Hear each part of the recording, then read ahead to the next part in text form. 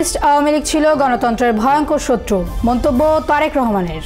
নিয়ম বহির্ভূতভাবে এস আলম গ্রুপকে ঋণ দেওয়ার সঙ্গে সংশ্লিষ্ট থাকার অভিযোগে 6 কর্মকর্তা সাময়িক বরখাস্ত এবং বাংলাদেশকে অস্থির করে কেউ শান্তিতে থাকতে পারবে না বলে হুঁশিয়ারি ডক্টর শফিকুল ইসলাম মাসুদের। অভিনন্দন ভোরের পাতার প্রাইম নিউজে, সাথে আছি তাসনভা ঐশী। শুনছিলেন সংবাদ শিরোনাম, এবার বিস্তারিত। সংবাদের শুরুতেই থাকছে বিজয়ের মাস ডিসেম্বর নিয়ে বিশেষ আয়োজন। দুর্জয় দেশ, দুর্জয় মাটি।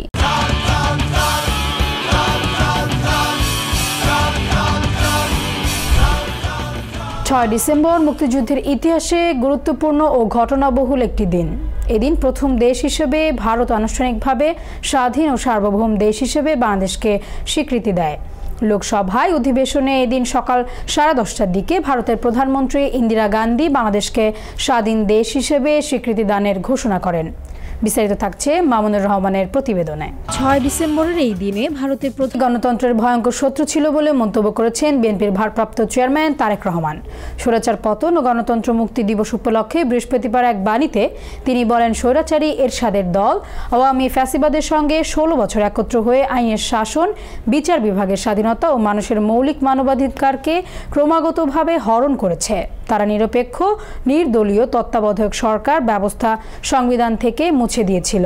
5 আগস্ট এই অপশক্তিকে প্রতিহত করে ছাত্র জনতার বিপুল তরঙ্গ। এই পরাজিত শক্তির যাতে পুনরুত্থান না ঘটে সেজন্য গণতান্ত্রিক শক্তিকে সবসময় ঐক্যবদ্ধ থাকার আহ্বান জানিয়েছেন তিনি। নিয়ম বহির্ভূতভাবে এস আলম গ্রুপকে ঋণ দেওয়ার সঙ্গে সংশ্লিষ্ট থাকার অভিযোগে 6 জন কর্মকর্তাকে সাময়িক বরখাস্ত করেছে ইসলামী ব্যাংক। বৃহস্পতিবার ব্যাংক থেকে এই সংক্রান্ত চিঠি দেওয়া হয়।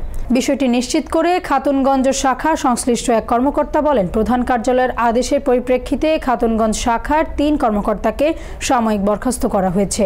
বাকি 3টি জোন থেকে বরখাস্ত হওয়া 3 কর্মকর্তাও আগে খাতুনগঞ্জ শাখায় কর্মরত ছিলেন।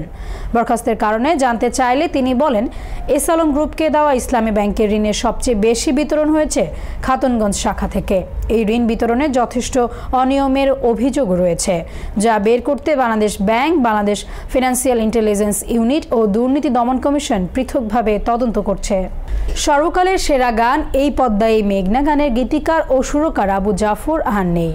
রাত 3:30টার দিকে চিকিৎসাধীন অবস্থায় মারা গেছেন। ইন্না লিল্লাহি ওয়া ইন্না ইলাইহি রাজিউন। লোক গবেষক সাইমন জাকারিয়া এই গীতিকারের মৃত্যুর খবরটি নিশ্চিত করেছেন। বার্ধক্যজনিত নানা সমস্যায় তিনি দীর্ঘদিন অসুস্থ ছিলেন। আবু জাফর ছিলেন একাধারে একজন গীতিকার, সুরকার, কবি এবং সঙ্গীত শিল্পী। পেশাগত জীবনে তিনি ছিলেন একজন শিক্ষক। এবার আন্তর্জাতিক সংবাদ।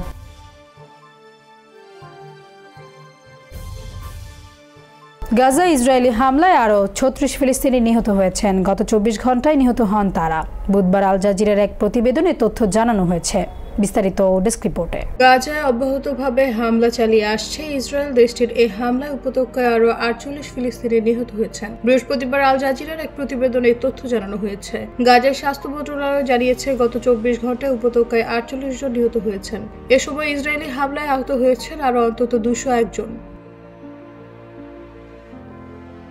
আল জাজিরার সাংবাদিক জানান, এই হামলায় ইসরায়েলি নারী ও শিশুদের পুড়িয়ে হত্যা করেছে। প্রতিবেদনে বলা হয়েছে, ইসরায়েলি হামলায় গাজায় অন্তত 44,580 জন নিহত হয়েছেন। এ সময় আহত হয়েছেন আরও অন্তত 1,05,739 জন। অন্যদিকে ফিলিস্তিনের স্বাধীনতা কর্মীদের সংগঠন হামাসের হামলায় ইসরায়েলের 1,139 জন নিহত হয়েছেন। উল্লেখ্য, ফিলিস্তিনের অবরুদ্ধ গাজায় 1 বছরের বেশি সময় ধরে হামলা চালিয়ে আসছে ইসরায়েল। দেশটির অব্যাহত এই হামলায় সৃষ্ট ধ্বংসস্তূপ পরিষ্কার করতে অন্তত 15 বছর সময় লাগবে। এজন্য প্রতিদিন 100টি লরি ব্যবহার করতে হবে। জাতিসংঘের হিসাব মতে গাজায় ভবন ধসে এ পর্যন্ত 42 মিলিয়ন টনেরও বেশি ধ্বংসস্তূপ জমা পড়েছে। এই ধ্বংসস্তূপগুলো যদি একসঙ্গে এক জায়গায় রাখা যায় তাহলে তা মিশরের 11টি গ্রেট পিরামিডের সমান হবে। এই ধ্বংসস্তূপ সরাতে ব্যয় হবে 500 থেকে 600 মিলিয়ন মার্কিন ডলার, যা বাংলাদেশি মুদ্রায় 7,000 কোটি টাকার বেশি। নিউজ ডেস্ক, ভোরের পাতা। মালয়েশিয়ার কারাবন্দী সাবেক প্রধানমন্ত্রী নাজিব রাজাক বৃহস্পতিবার নতুন করে একটি আইনি আবেদন করেছেন। এতে তিনি আর বাকি কারাদণ্ড ঘরে বন্দী অবস্থায় কাটাতে চেয়েছেন। তবে আদালতের কার্যক্রম নতুন প্রমাণ পর্যালোচনার জন্য প্রসিকিউটরের সময় দেওয়ার কারণে তা স্থগিত করা হয়েছে। মালয়েশিয়ার কারাবন্দী সাবেক প্রধানমন্ত্রী নাজিব রাজাক বৃহস্পতিবার নতুন করে একটি আইনি আবেদন করেছেন। এতে তিনি তার বাকি কারাদণ্ড ঘরে বন্দী অবস্থায় কাটাতে চেয়েছেন। তবে আদালতের কার্যক্রম নতুন প্রমাণ পর্যালোচনার জন্য প্রসিকিউটরদের সময় দেওয়ার কারণে তা স্থগিত করা হয়েছে। ৬৯ বছর বয়সী রাজাকের অপরাধ, তিনি মালয়েশিয়ার রাষ্ট্রীয় তহবিল one Malaysia development বেরহাদের crore crore মার্কিন ডলারের দুর্নীতির সঙ্গে জড়িত। এই অপরাধে ২০২০ সালের ২৮ জুলাই তাকে ১২ বছরের কারাদণ্ড দিয়েছিলেন দেশটির একটি আদালত। একই সঙ্গে তাকে প্রায় ৫ কোটি মার্কিন ডলার জরিমানাও করা হয়েছিল।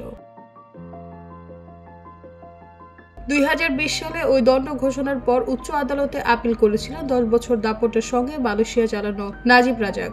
ওয়ান এমডিবি দুর্নীতির মামলার ৭ অভিযোগের সবগুলোতে নাজিব রাজাককে দোষী সাব্যস্ত করেন মালয়েশিয়ার আদালত। প্রতিটি অভিযোগের জন্য আলাদাভাবে সাজা ঘোষণা করা হয়। এর মধ্যে ক্ষমতার অপব্যবহারের দায়ে একটি অভিযোগে নাজিবকে ১২ বছরের কারাদণ্ডের পাশাপাশি জরিমানা করা হয়। পরে মালয়েশিয়ার সাবেক রাজার সভাপতিত্বে একটি ক্ষমা বোর্ড এই সাজা অর্ধেক করে দেয়। আগস্টে ওই সাজার বিরুদ্ধে তার সর্বশেষ আপিলটিও সুপ্রিম কোর্ট খারিজ করে দেয়। আর গত অক্টোবরের উন্নয়ন তহবিলের বিলিয়ন ডলারের আর্থিক কেলেঙ্কারির ঘটনায় জাতির কাছে ক্ষমা চান নাজিব রাজাক। নিউজ ডেস্ক, ভোরের পাতা। এবার বিনোদনের সংবাদ।